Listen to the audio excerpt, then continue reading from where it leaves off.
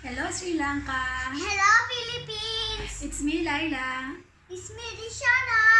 and welcome to Our channel! Our channel!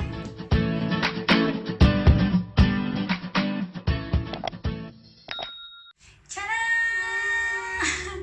Okay, so tonight guys, we will make string hoppers or idiyappam for our dinner. Okay, so this is string hoppers press or Sancha. Ayan. This one?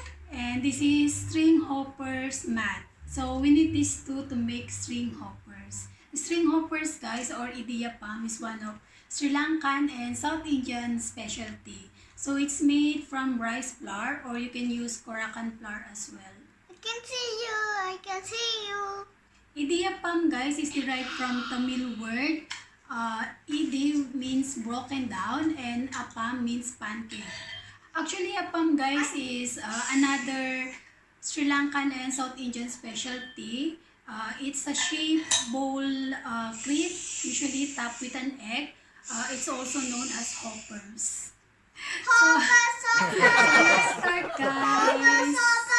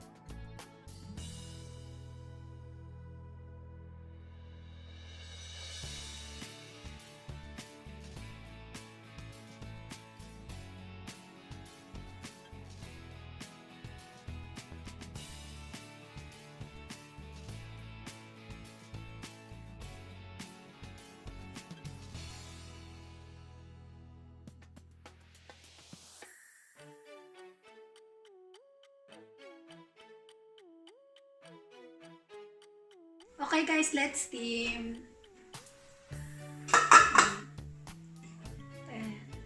Let's steam.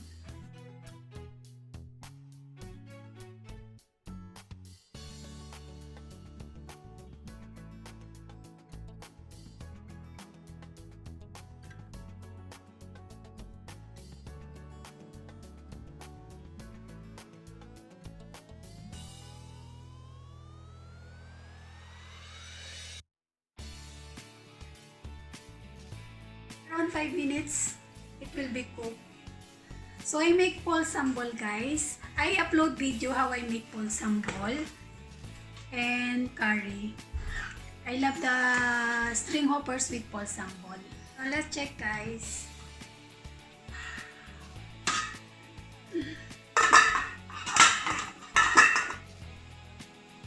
Ayan, so it's cooked.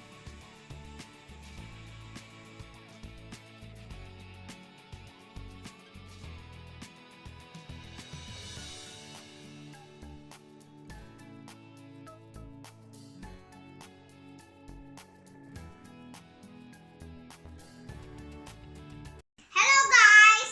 Here's Sancha! So here's our string hoppers. Okay. Curry and I show pol you. sambol. Okay. Ayan, so let's eat. Cheers guys. Pause it on my video. So I love it with pol sambol. Ayan. So you I can like with the chicken. so you can make also egg potato, dal curry,